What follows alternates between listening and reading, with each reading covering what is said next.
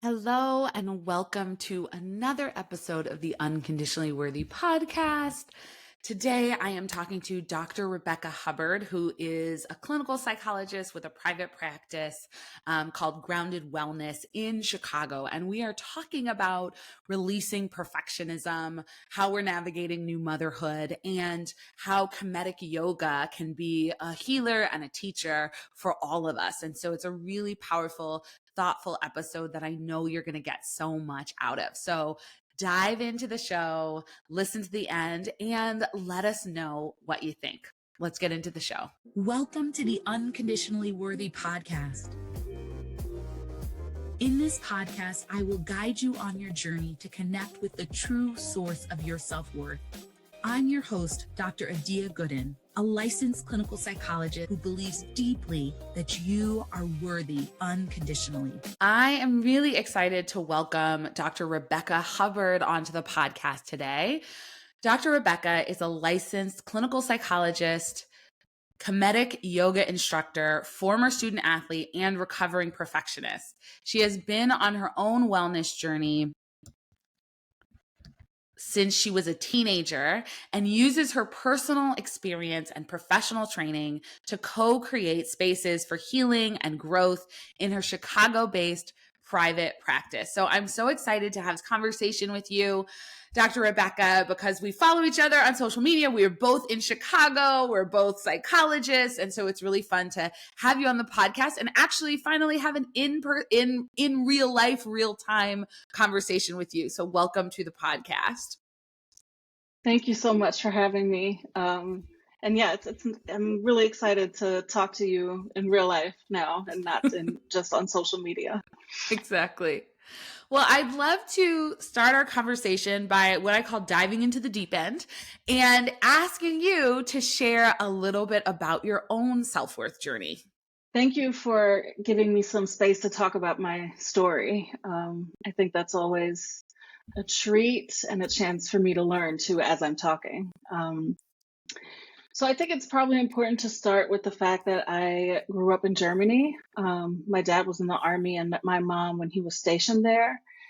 And I think that's important because I firmly believe that our self-worth is informed by the culture that we're surrounded by. And while there's a lot of overlap, especially in Western civilizations, I do think that there are some nuances to growing up in Germany that have some things to do with what I was taught about what it means to be a worthy person or what self-worth means. So just that as like kind of the backdrop. And I think you remember this probably from the newsletter that I share, that basketball was a very, very important of my life, very, very important part of my life growing up. In part because that is where I distinctly remember cultivating a sense of worthiness and joy. I felt competent for the first time in my life. This was also like my teenage years, right? So we're way more aware of like how others are perceiving us, how we perceive ourselves, developing our identities, who we are. And so in that time for me, basketball was really the space where I felt good about myself. I felt also socially accepted. I had a little bit of a hard time fitting in high school socially, and in Germany, the way that sports are organized, you play in clubs as opposed to for your high school. So it was a space outside of the place where I didn't feel like I belonged, where I immediately felt like I was welcomed and belonged. So I think that made a really, really big difference to me to have that space. If I didn't have that, I'm actually not sure if I had felt worthy, socially speaking. I feel very, very fortunate that I always felt loved in my family. And I got a lot of messages that you might recognize because I think these are very common messages. My parents talked a lot about what it means to be and I'll use air quotes, productive member of society.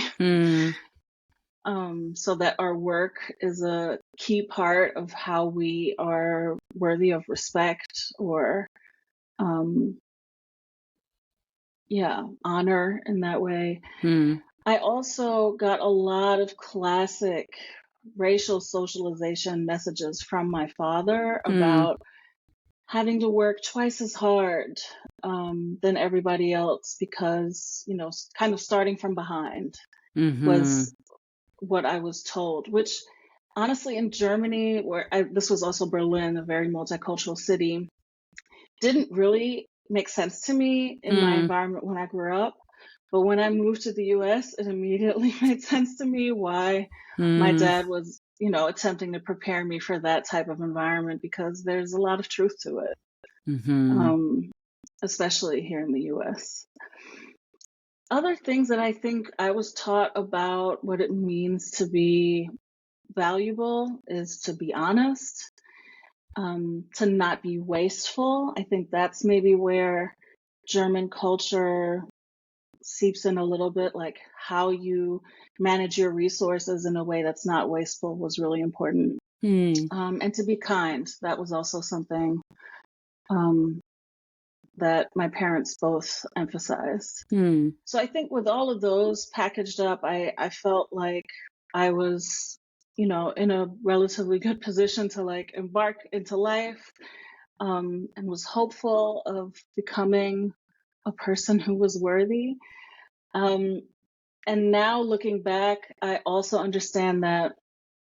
Um, so just to be clear, like I really did not understand this at the time, but like now I know that there were also many messages about coming from a working class background that I think had a lot to do with what my parents taught me I needed to do to be this productive member of society. Um, and that there was always like a fear communicated that if you don't do that, you won't belong, you will be a burden on Hmm. society. Hmm. So work really became a central piece to like what it meant to be worthy.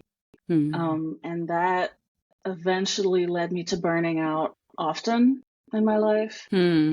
Um, and so it's, at some point I started fighting against that, but it's still a journey. Like for me to engage with the topic of work or my work in general in a way that my worth is not connected to it is still something that I'm, you know, Hmm. uh, processing and evolving into. This is the ongoing journey. Mm-hmm. Mm-hmm. Yeah.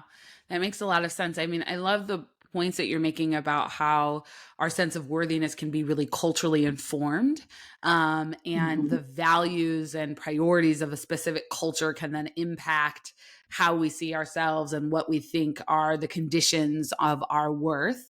And I think, a lot of people will relate to sort of feeling like work is a place where they have found worthiness, or they're trying to disconnect their sense of worth from their work. And you talk about being a recovering perfectionist, and I know you mentioned to me that work is one of the places where sort of perfectionism has shown up most. And so I'm curious if you feel like you sort of took this value of being a productive member of society and working hard, and sort of that became this like, well, in order to do that, you have to be perfect at it. Can you talk a little bit about what that perfectionism looked and felt like for you? Yeah, I can really say that I slipped into it. It kind of crept up. Um, Mm. because the things that I loved and was naturally talented in, like basketball, like academics, I those were things that I also wanted to do. Like I didn't feel like I was compromising my authenticity Mm. or, working for someone else when I was doing those things.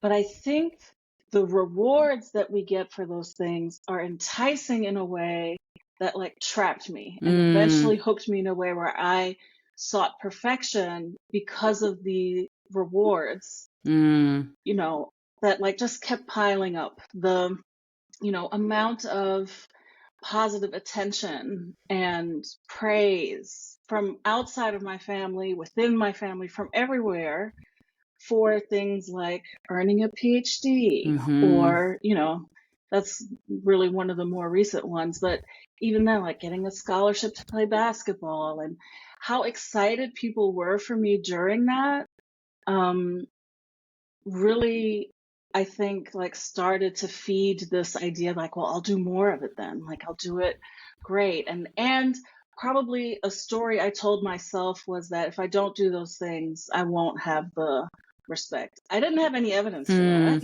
Mm-hmm.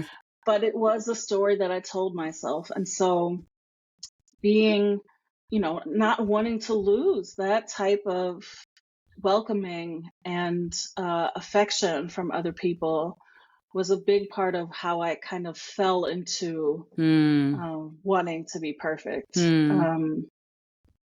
And as you know, perfection is not a healthy thing to shoot for. Mm-hmm. Um, Yeah. but And you've mhm, linked it to sort of burnout. So will you share? Because I think it is useful to get like tangible. Like when you think about the times when you were most in the throes of perfectionism, like what did that look like? Like, did that look like not resting, not taking breaks from work? Did it look like always stressing, thinking like what if somebody were curious and listening and saying, how would I even recognize this in myself? Right. Because I think a lot of mhm, people who, are caught up in perfectionism think I just have really high standards.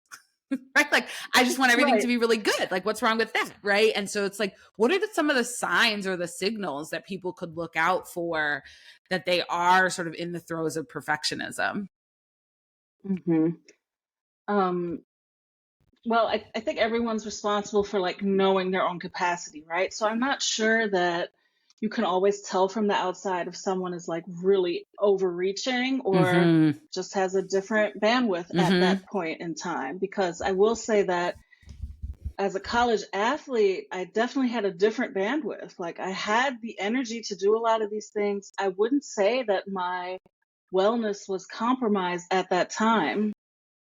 But then I kept going after college. And so graduate school was probably the first time where I remember really feeling like I can't keep going like this. Like I am depleted. And for Mm-hmm. me, that looked like um, passing out with junk food on the couch. Mm. For me, that looked like showering, but not putting lotion on my body because I was too tired. Mm. I was just like, I washed, so now that's it. That's all I have the energy for.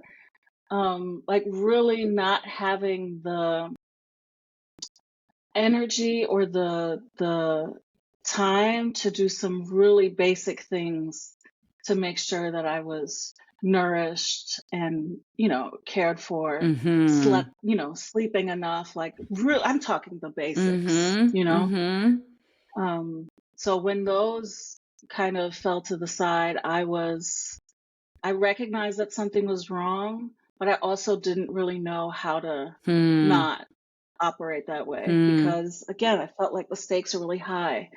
If I don't, you know, complete all of the extra activities, if I don't finish this PhD in 5 years, if I don't, you know, I'm laughing because I did the same thing when it's I got to grad school. Just like, what?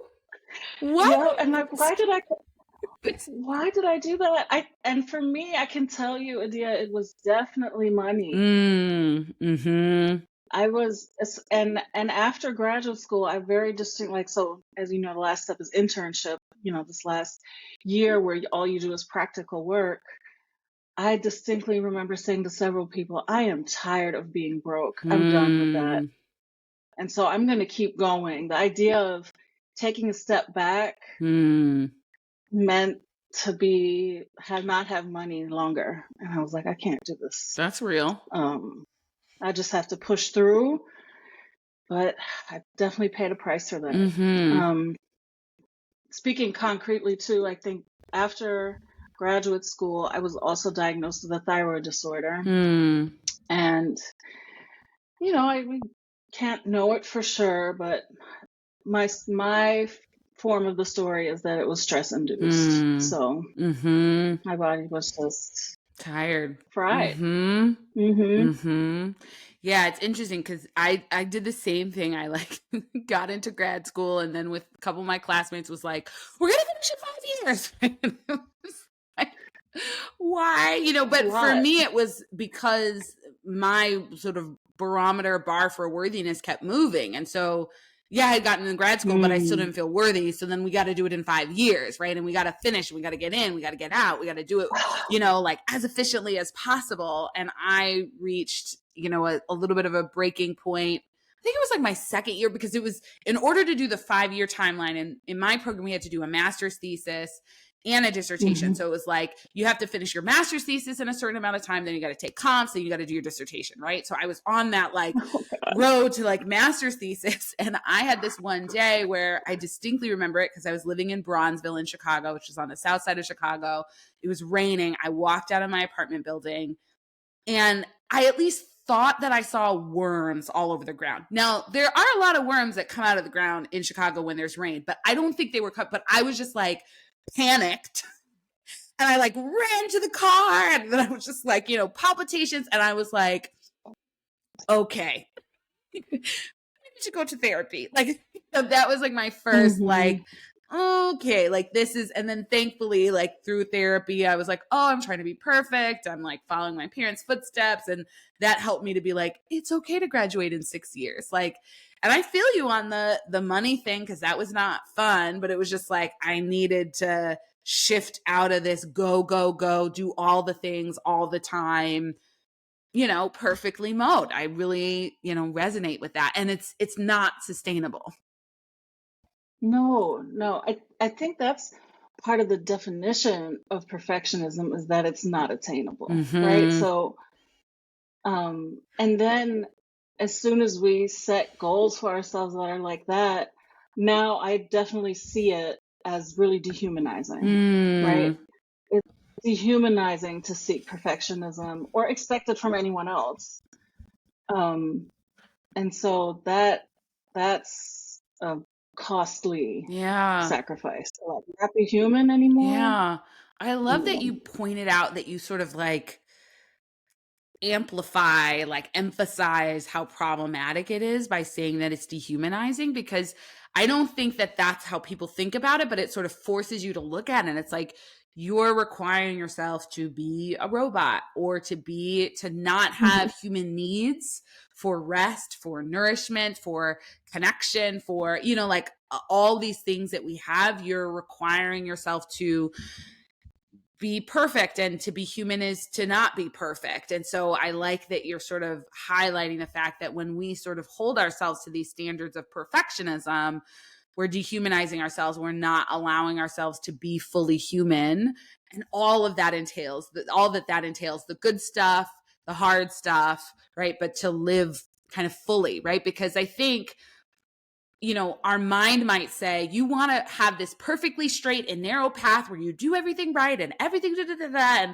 But it's like, if life were like that, we would be bored, right? Like if every path Mhm. you walked was a perfectly paved, narrow sidewalk that had no twists, no turns, no whatever, like you'd eventually be like, okay, like, is there something else? Can I go on a hike?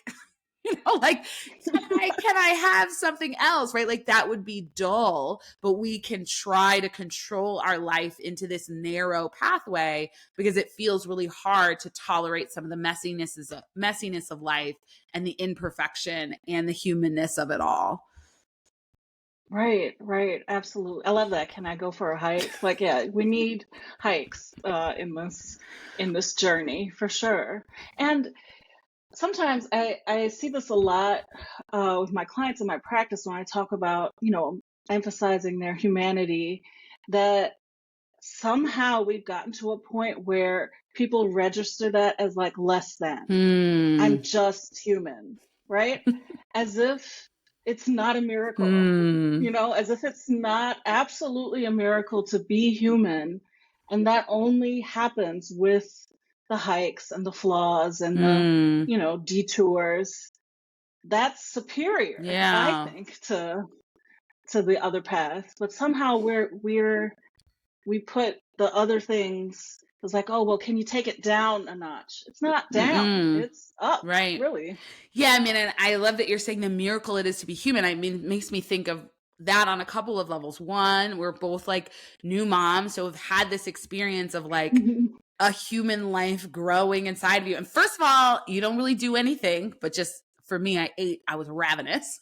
It was just like a lot of eating and a lot of sleeping. Yes, Those were my tasks to like help this same. baby come out into the world, right? But it's like, this is like a creation, you know what I mean? It's sort of like, it is very magical and miraculous, right? Because there's this like, like, how does this even come to be, right? Like, how does my body know what to do? How do the cells know how to multiply and duplicate? So you could think about it that way.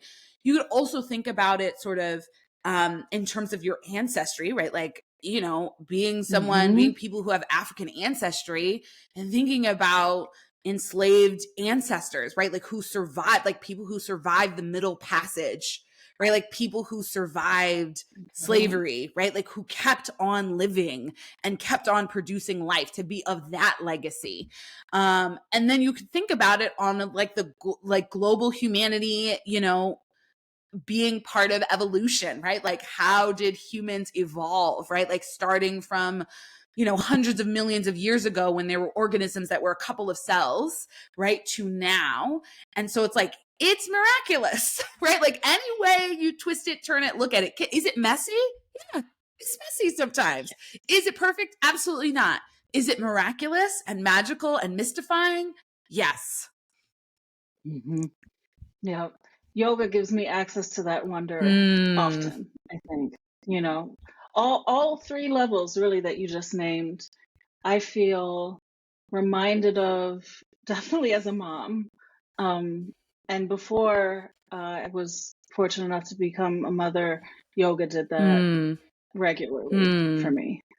Um, but you're right. I mean, even now, just they're both, both of our kids are really young. So like you see them explore, like learning about the world, and all of that's happening with very little input. Like I'm just witnessing and making sure that you're safe, mm-hmm, like that's, mm-hmm. it feels like every day is a miracle, really, when you're paying attention. Yeah. And gosh, wouldn't life feel better? And doesn't life feel better when we lean into that, right? Like when we lean into the Yes. gift of it and the miraculousness of it. And, I think we may be sort of what we're talking about, maybe answering sort of the next question I was going to ask you, which is sort of what has helped you to release, or what is helping you to release the perfectionism, Hmm. especially when you feel it sort of like getting stirred up, that urge to keep going, keep pushing, do more, right? Like what helps you to ground into your humanity, and release these perfectionistic,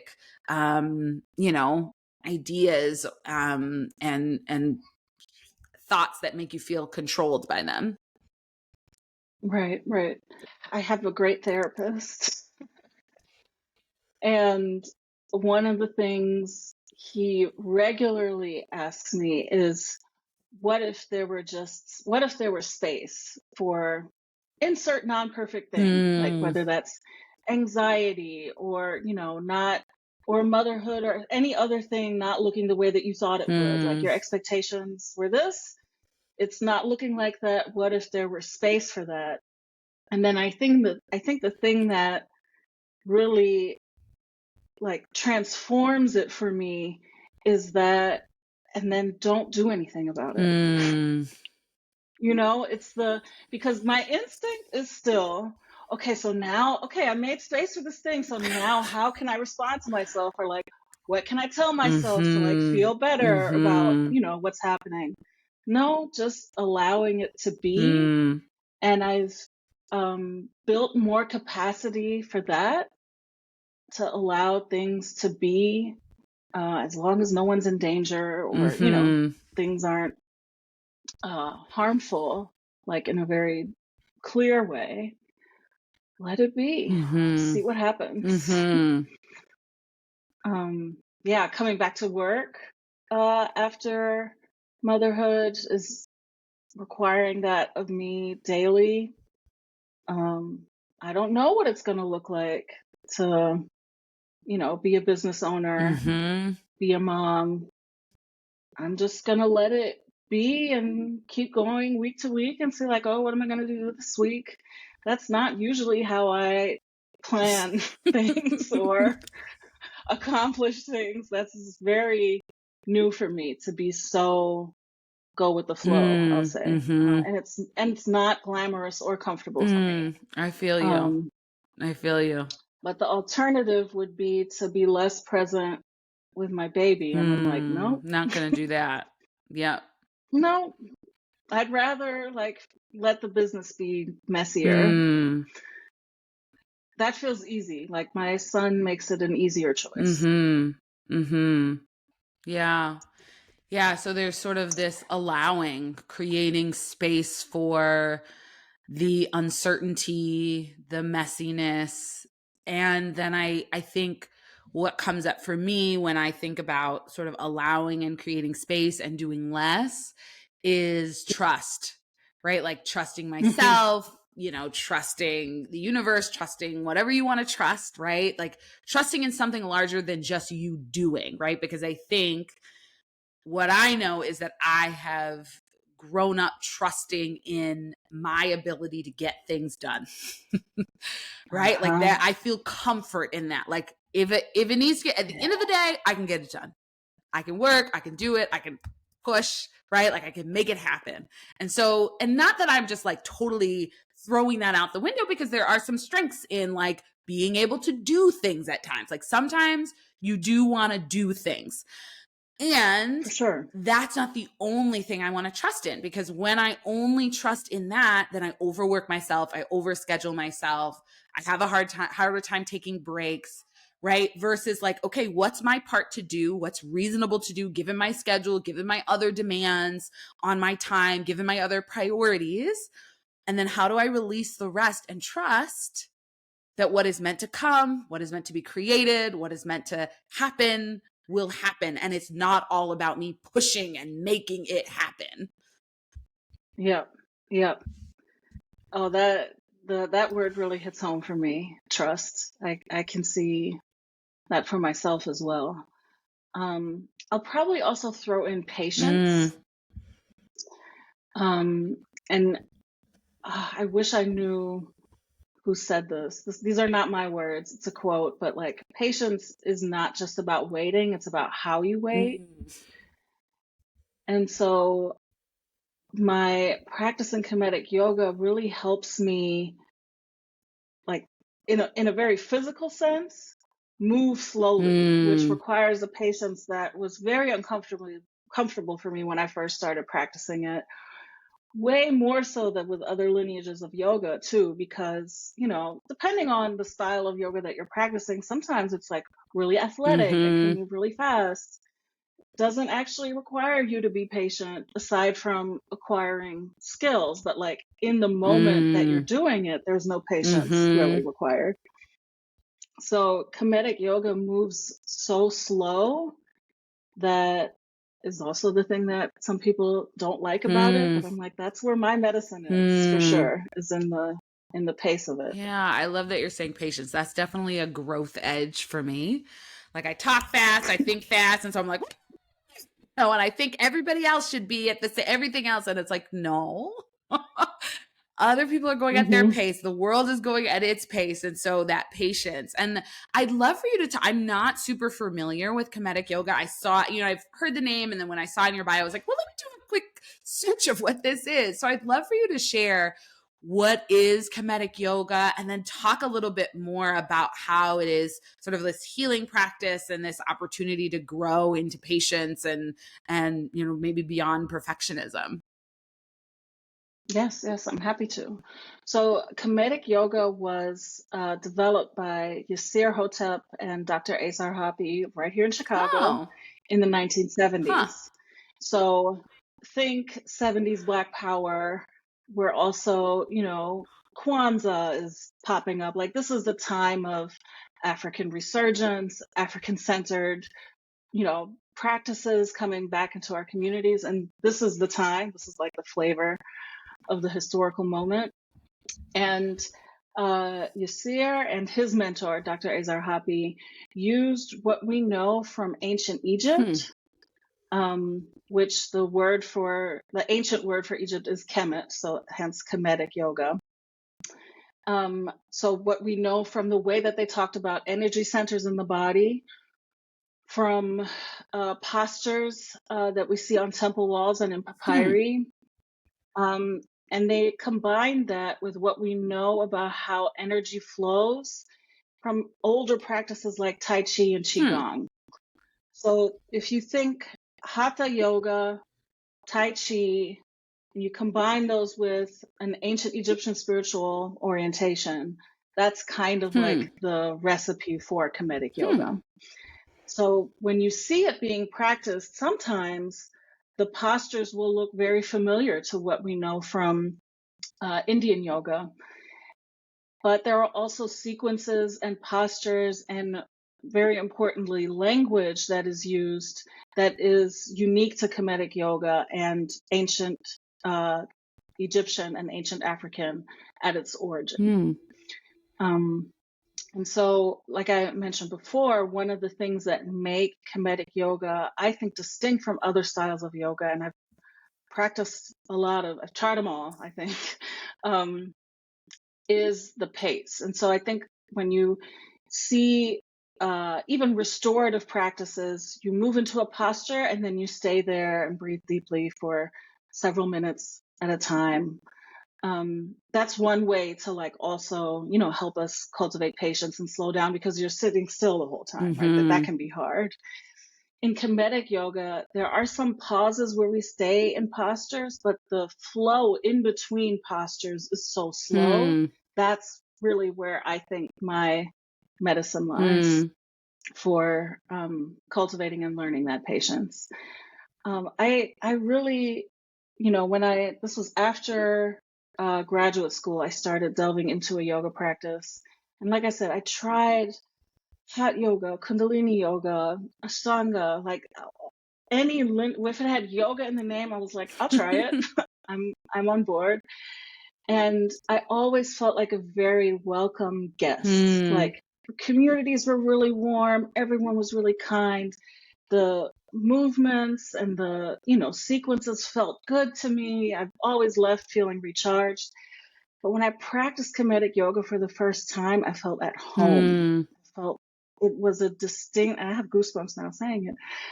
It felt different to me. And so it's the only style that I've ever done a teacher training in. It's the only style I'm interested in teaching because of that impact that it had on me. And I should also mention that I did my certification training in Egypt.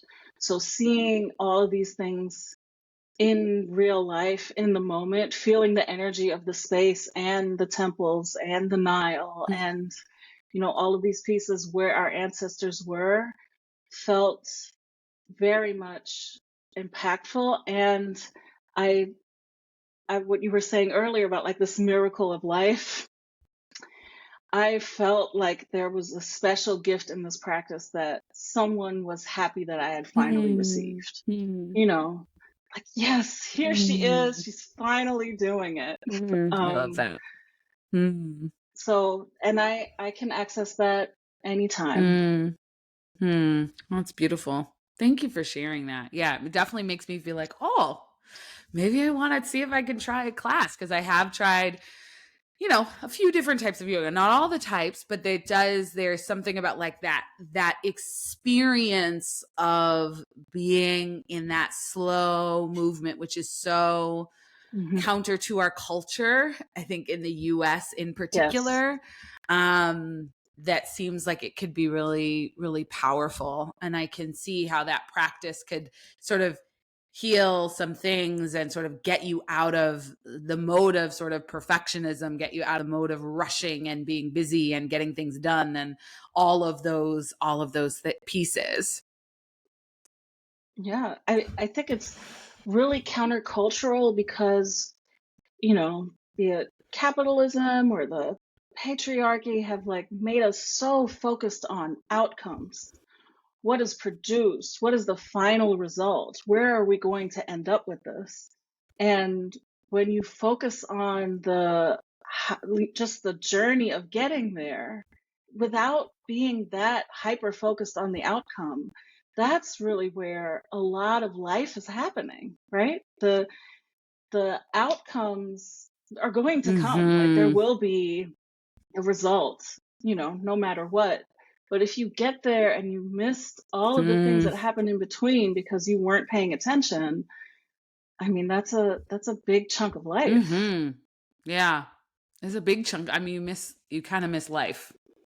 And I think I Yeah. think what happens is like, we were both talking about sort of the rush through graduate school. I think I Mhm. had a big disappointment when I realized that getting my PhD wasn't going to make me feel worthy.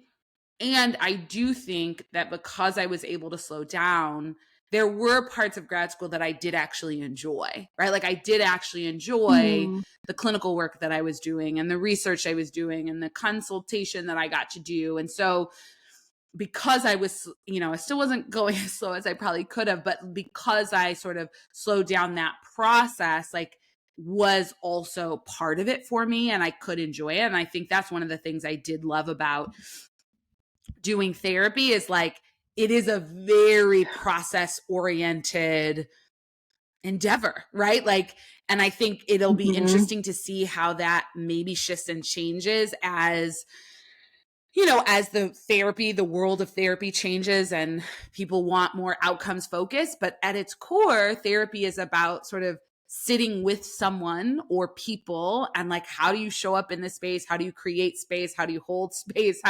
Or like, what is happening in the moment in the room, right? Like, is this huge part of therapy. And one of the things that I think makes it so special because it is very different than how we operate and engage in so many other aspects of our lives.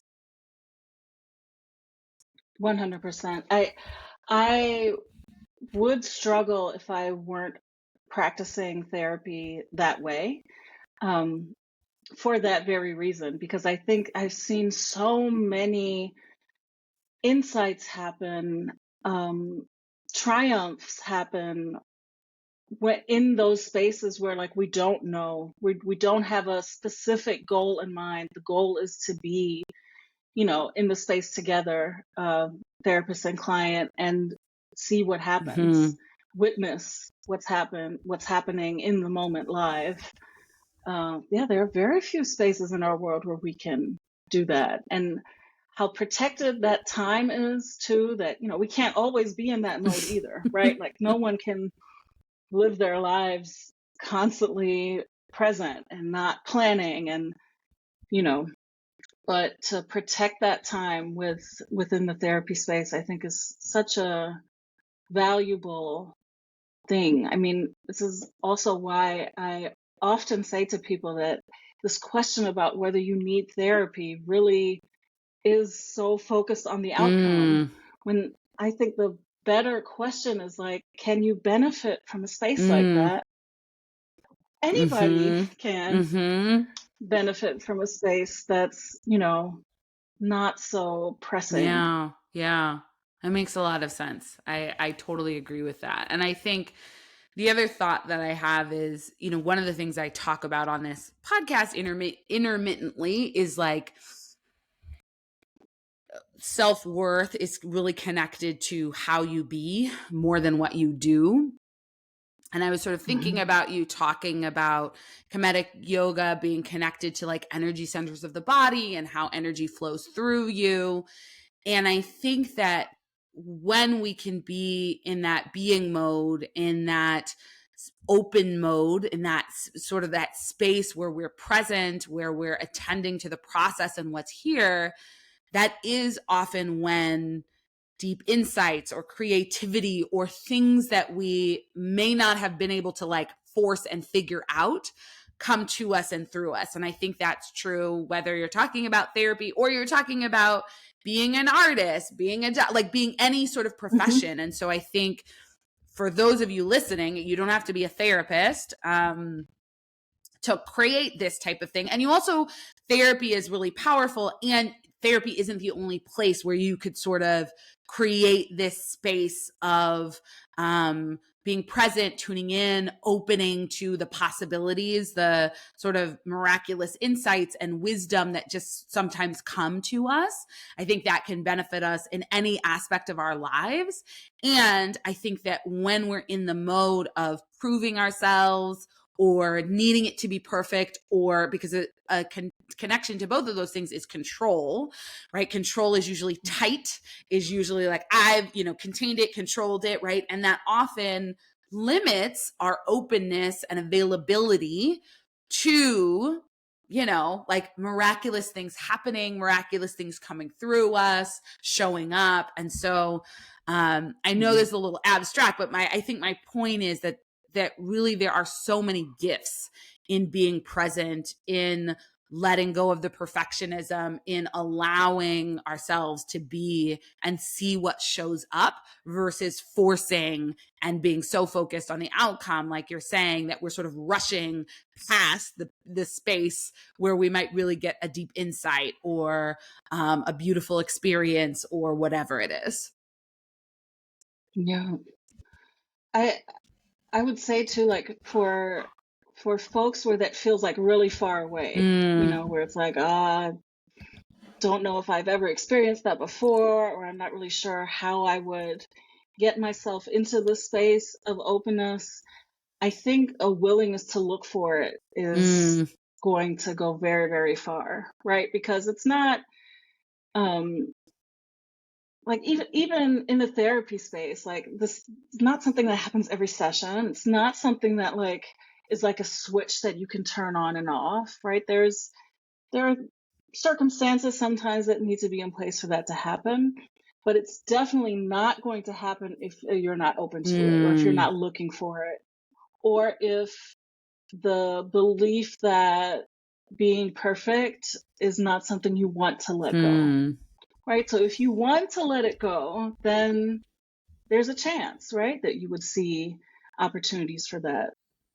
So it really does start with like wanting to. I love that. And sort of looking for opportunities. I know, one of the things we messaged about is like new motherhood and this sort of like full life experience. And I think, you could approach motherhood as like an exercise in perfectionism. You should look like the perfect mom. You should do all these things. Your baby should always look perfect, blah, blah, blah, which like, woof, like that's a rough way to go about it. Right. You could also, and I think this has been my intention. I have not done it perfectly, but I have been leaning into the invitation, right? Is like an invitation to slow down, an invitation to be present, an invitation to like really soak in the joyful moments where you're just like looking into your baby's eyes or they're smiling, like just these little things that happen, right? And to just really allow those and soak them in. And I think that has been a really, it's like a life learning experience of like shifting away from the productive, the control, and into the being and the allowing and the moving with whatever happens to come up. Absolutely. I mean, you say we could approach it with this, perfectionistic goal. And I just, I feel like parenting and perfectionism are deeply incompatible. Like it's just that's not a thing. I feel like it's way more possible with this other stuff, like work or, with this, I feel very much like, no, don't even try. It's just not going to be perfect. Thank goodness. I think we also have, we know a lot about how important it is for human development for things not to be perfect. So our babies need us to not be perfect. That's what they need.